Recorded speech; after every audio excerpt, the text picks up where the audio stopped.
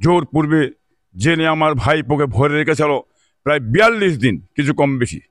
তা আজকে আমার ভাইপোকে ভরে রেখেছে। কেমন রাজ্য সরকার মমতা ব্যানার্জি মায়ের দুধ খেয়েছে, কতটা বড় রাজনীতি শিখেছে।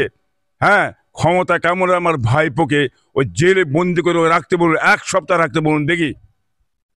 আমার ভাইপো ভারতের সংবিধান আইন অনুযায়ী উনি আজকে যেচ্ছিলেন সন্দেশখালী 144 করা আছে। তিনি কিন্তু সন্দেশখালী 144 ধারা ভঙ্গ করেন না। তার আগে ওনাকে কলকাতায় ধরা হলো কেন? এইখান থেকে ধরেছে কিছু কম 50 থেকে 60 কিলোমিটার দূরে। কি কারণে ধরা হলো তার কৈফিয়ত দিতে ওই রাজ্য সরকার দিতে হবে।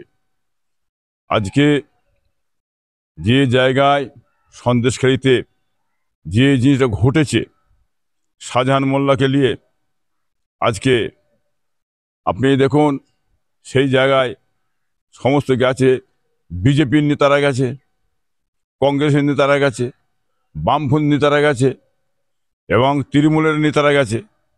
আজকে আইএসএফ থেকে আমার ভাইপো যাওয়ার জন্যে তাকে আটকানো হয়েছে। কারণটা কি?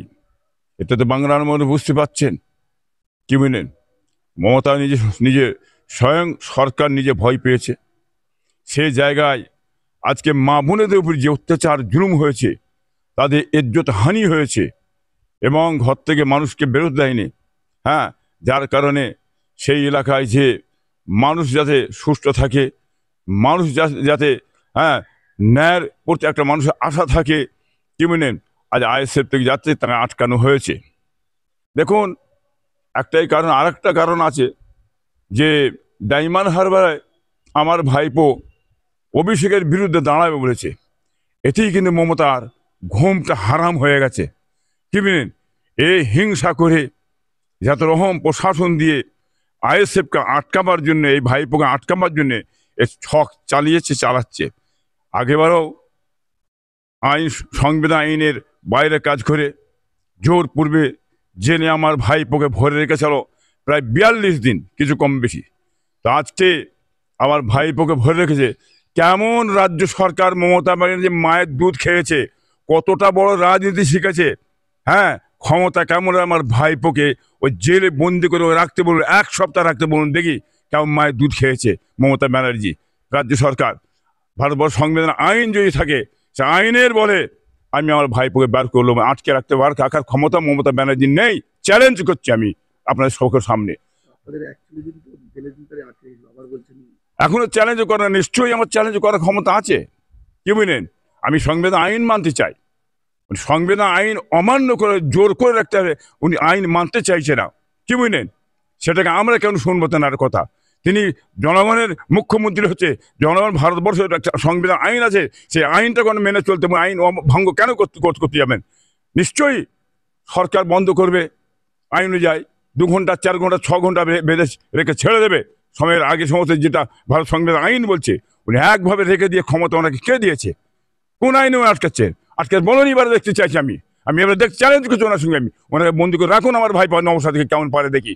হ্যাঁ, ভারতবর্ষের মানুষ সব জানে আইএসএফ একটা দল, সে কাজ করছে জনগণের পাশে আছে, জাতি ধর্ম বড় নির্বিশেষে সকল মানুষ তাকে চাইছে, ঝাঁপিয়ে পড়েছে। এই সরকার আশেপাশে কি করেছে? মুসলমান কেন, হিন্দু মুসলমান উভয়কে চাকরি দেয় নেই, শিল্প নেই, কর্ম নেই, কাজ নেই, কিছু নেই, চুরি চামারি লুট ধারাস চারিদিকে চলছে। হ্যাঁ, এই সরকার চালিয়ে যাচ্ছে। বাংলার মানুষ একদম মানে মুখ ফিরিয়ে নিয়েছে। মানুষ একদম যাকে বলে একদম ঘৃণা করে ফেলেছে। মানুষ বাঁচতে চাইছে।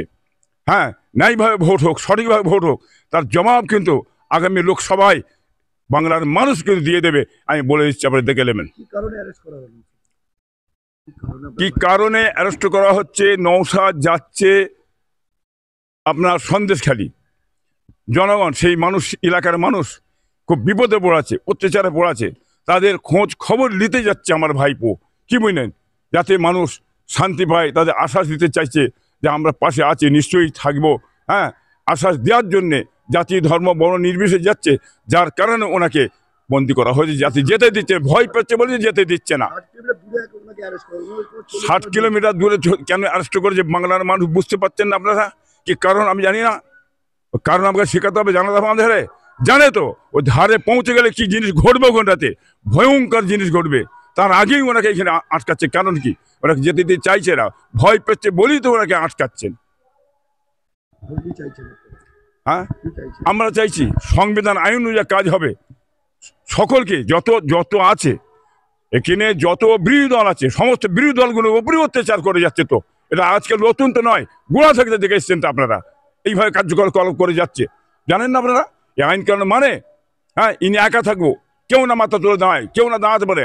এই তো এনার নীতিধারা, এনার নীতিধারাকে মানুষ জেনে গেছে, অতএব মুখ ফিরিয়ে দিচ্ছে।